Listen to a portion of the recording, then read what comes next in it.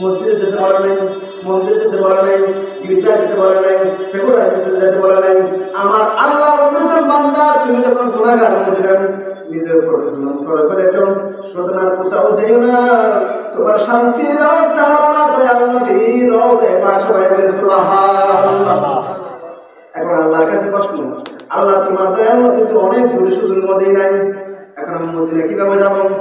এই আয়াতের একটা তাফসীর হলো আল উলামা ওয়ারাসাতুল আম্বিয়া। আল্লাহ পাক সুবহানাহু ওয়া তাআলা আমার দয়াল নবীর পরবর্তীতে মিরাজের সম্পত্তির মালিক বানিয়ে দিলেন উলামা আহলে সুন্নাতকে। সুতরাং হক্কানি রব্বানি উলামা একরামদেরকে আমার নবী ওয়ারিস বানিয়ে গেছেন। সুতরাং আমরা যেভাবে বাবা ইন্তেকালের পরে সন্তান জায়গা দিলে সম্পত্তির মালিক হয়, তাদের কাছ থেকে খাওয়া দাওয়া নেওয়া হয়, ঠিক না ঠিক? সুতরাং এইভাবে আমার দয়াল নবীর রওজায়ে পাক, দয়াল নবী যদি দুনিয়ার জমিনে পর্দা করেছেন দুনিয়ার সৃষ্টি অনুযায়ী, সুতরাং আলেম যারা, আলেম রব্বানি যারা, আলেম রাসূল নয়, এখন সত্যিকার আলেম কারা, সত্যিকার উলামা আহলে সুন্নাত কারা, আপনি আমি কিভাবে চিনব? যাদেরকে দেখলে আমার রাসূল করিম সাল্লাল্লাহু তাআলা সাল্লাম নবুয়ত তোমার বলেছেন, ইজাবু যুকিরাল্লাহ, ওই সমস্ত মানুষ দেখে তোমরা ভালোবাসো, তোমাদের মধ্যে ওই সমস্ত মানুষ সবচেয়ে বেশি ভালো। ইজাবু যুকিরাল্লাহ, যাদেরকে দেখলে আল্লাহর কথা স্মরণ হয়, যাদেরকে দেখলে নবীর কথা স্মরণ হয়, যাদেরকে দেখলে ইসলামের কথা স্মরণ হয়, যাদেরকে দেখলে ঈমান আমল তাজা হয়ে যায়, ঠিক এমন উলামাদের শরণাপন্ন তোমরা হয়ে যাও। সুতরাং আমি বলবো ভাইরা বন্ধুরা আমার, আমাদের আজকে যারা আসছেন এরা সবাই তরিকতপন্থী, ঠিক না ঠিক? যারা তরিকতপন্থী এরা সবাই এমন আলেম, তারা সবাই আলেম রব্বানি, আল্লাহ এবং রাসূলকে খুশি করে ফেলেছেন এমন মানুষ, তারাই একমাত্র তরিকতের মধ্যে ঢুকেছেন। সুতরাং আজকে এই জায়গার মধ্যে অসংখ্য আল্লাহর ওলিদের শরণাপন্ন হচ্ছে, আমি দেখতে পাচ্ছি। সুতরাং অতএব আমি বলবো ভাইরা বন্ধুরা আমার, এখনো যারা দূরে দূরে ঘোরাফেরা করতেছেন, আপনাদের খেদমত আমি আরজ করব, এই আলেম ওলামাদের আল্লাহর ওলিদের শরণাপন্ন হয়ে যান, তাদের সাথে থাকার জন্য আল্লাহ কোরআনে নির্দেশ দিয়েছেন, ওয়াকুনু মা'আস সাদিকিন, তোমরা আল্লাহর ওলিদের শরণাপন্ন হয়ে যাও, আল্লাহর ওলিদের সাথে হয়ে যাও।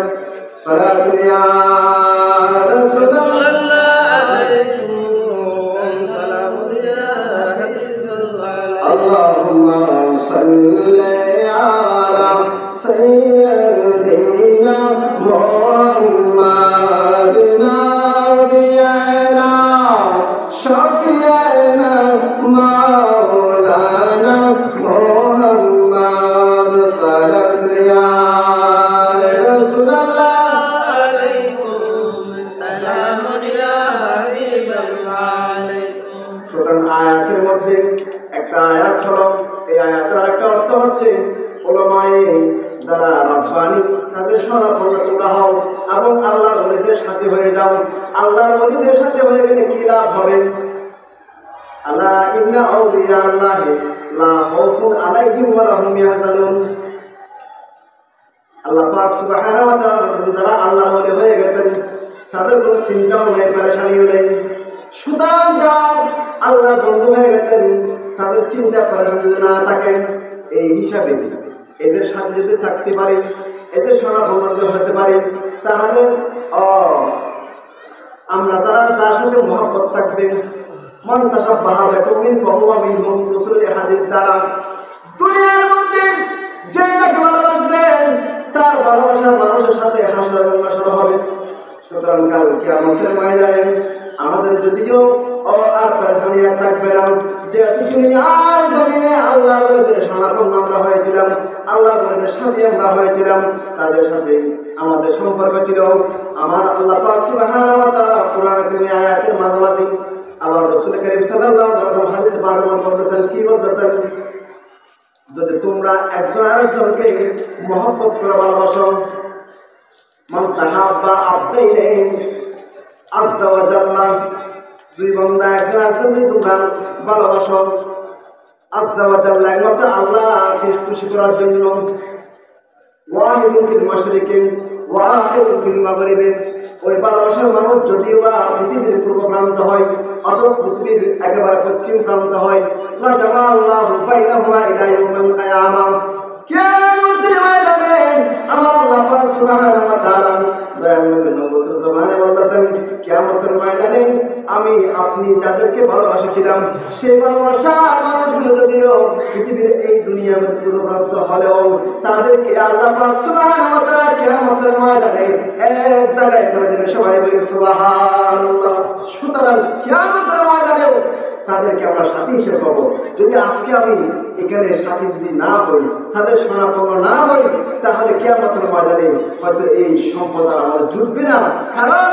কারণ একটাই, আজকে আমরা এখানে এই ধরনের আমি যাইব, আপনারা যাই করেন না কেন, অন্ততপক্ষে এই জায়গার মধ্যে একটা জামা মসজিদ হয়েছে, ঠিক না বেটি? একটা জামা মসজিদ হওয়ার কারণে প্রত্যেক দিন সত্য নামাজের জন্য আযান হচ্ছে, আল্লাহু আকবার ধ্বনি দিতে হচ্ছে জায়গা থেকে। অথচ এই এলাকাটাকে মানুষ অনেক বিভিন্নভাবে চিন্তা করে, কলোনি ভাড়া, অমুক ভাড়া। এরপরে বললো এই ধরনের একটা জায়গার মধ্যে একটা জামা মসজিদ হওয়া, একটা দোকানে মাদ্রাসা হওয়া, একটা খানেকা হওয়া, আল্লাহর ওলিদের আসা যাওয়া মনে দেখা।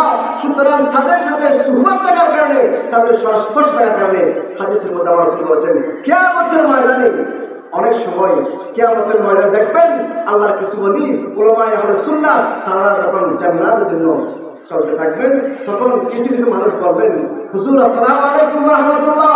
ওয়া আলাইকুম আসসালাম। আতারিফুনি? হুজুর আপনি কি আমাকে চিনেন? বলেন না তো, আমি তো আপনাকে চিনি না। হুজুর আপনি আমাকে না চিনার কথা বলা হয়, আমি আপনার ছাত্র নই, আপনার ভক্ত নই, আপনার মুরিদ নই, তো আমি 2000 কমপ্লেক্সের মধ্যে বার্ষিক সভা হয়েছিল। সে বার্ষিক সভার মধ্যে আমি গিয়েছিলাম। তো সে বার্ষিক সভার মধ্যে আমি আপনাকে পানির জন্য ওষুধ জন্য এক বদলা পানি আপনাকে আগে দিয়েছিলাম। আমি আপনাকে একটু সহায়তা করেছিলাম। হুজুর আজকে কঠিন মুহূর্তের মধ্যে আমি পড়েছি।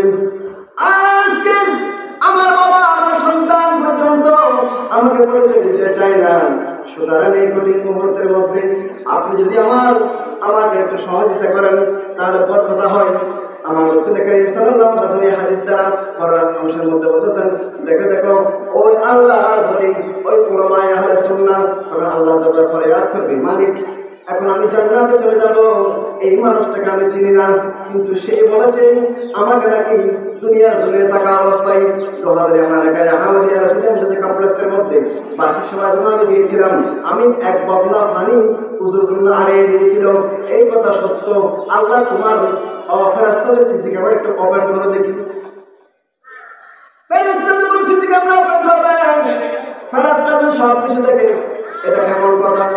তাও কোরআন আয়াত, ওয়াকুলি মানু ফাসায়াল্লাহ আমালাকুম ওয়া রাসূলুহু ওয়াল মুমিনুন ওয়াল মুমিনুন, মানে আল্লাহর বলিরা উলামায়ে আহলে সুন্নাহরা আর আল্লাহ যেমন ভাবে আমাদের অবস্থাগুলো দেখতেছেন আমার রাসূলকে একই ভাবে দেখে, এবং কিয়ামত পর্যন্ত ফাসায়াল্লাহ মানে মুজারাদ থেকে ব্যবহার করা হয়েছে। আল্লাহ পাক সুবহানাহু ওয়া তাআলা দেখতেছেন, দেখতেই থাকবেন। সুতরাং কিয়ামত পর্যন্ত আমাদের অবস্থানগুলো আল্লাহ যেমনি ভাবে দেখে, আল্লাহ রাসূলকে তেমনি ভাবে দেখে। ঠিক অনুরূপভাবে এই যে খানাকায়ে আহমদিয়া রাশিদিয়া মধ্যে কমপ্লেক্সের এইখানে যারা আল্লাহর নবীর আসা যাওয়া করতেছেন, সুতরাং এই এরা যদি মুমিন বান্দার মধ্যে অন্তর্ভুক্ত হয়ে যায় তাহলে তারাও কিয়ামত পর্যন্ত এই ধরনের ঈমান সুবহানাল্লাহ মানুষরা ওদেরকে সবাই বলে সুবহানাল্লাহ। সুতরাং যখন কিয়ামতের ময়দানে ওই সিসি ক্যামেরা বের করা হবে তখন আল্লাহ পাক সুবহানাহু ওয়া তাআলা আজকের এই মাদ্রাসায় এসে আপনি 1 টাকা দিয়ে 10 টাকা দিয়ে সহযোগিতা করার কারণে হয়তো আল্লাহ পাক সুবহানাহু ওয়া তাআলা ওই কঠিন মাহশারের ময়দানে আপনাকে আল্লাহ পাক সুবহানাহু ওয়া তাআলা জাহান্নাম ও আপনার সিরাতে বন্ধ করে দিয়ে জান্নাতের ব্যবস্থা করে দেবে। সবাই বলে সুবহানাল্লাহ। সুতরাং আমি আপনাদেরকে সবাইকে বলবো আপনারা দেরি করবেন না, আজকে এই মাহফিলের মধ্যে আপনারা আসুন। আমরা এখানে অনেক ওলামায়ে কেরাম উপস্থিত হয়েছেন, অনেক পীর তরিকতরা উপস্থিত হয়েছেন। সুতরাং আমি আপনাদেরকে বলবো আপনারা যে যার মতো করে অন্ততপক্ষে আমার রাসূল হাদিস বলেছেন, তোমরা অন্ততপক্ষে কিয়ামতের ময়দানে যদি সেই কঠিন পদ্ধতি থেকে যদি তোমরা বাঁচতে চাও তাহলে একটা দানা একটা বৃষ্টি দানা অর্থাৎ একটা হেজুর হলো, একটা হাজুর দান করা হলো তুমি তোমাকে জাহান্নামের আগুন থেকে বাঁচাও, জাহান্নামের আগুন থেকে বাঁচাও।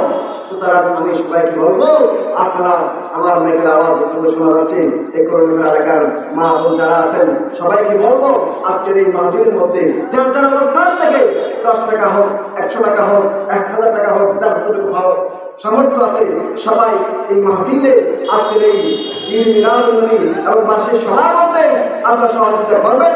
আল্লাহ সুবহানাহু ওয়া তাআলা আমাদের আজকের এই মাহফিলে আসা বসা এবং আজকের এই মাহফিল বার্ষিক সালাত জলসা এবং ঈদ মিলাদুন নবী সাল্লাল্লাহু আলাইহি ওয়াসাল্লাম মাহফিলের আমাদের আজকের উপস্থিতি আল্লাহর রাসূলের দরবারে কবুল আর মঞ্জুর করুন। আমিন। ওয়া আখিরু দাওয়ানা আলহামদুলিল্লাহি রাব্বিল আলামিন।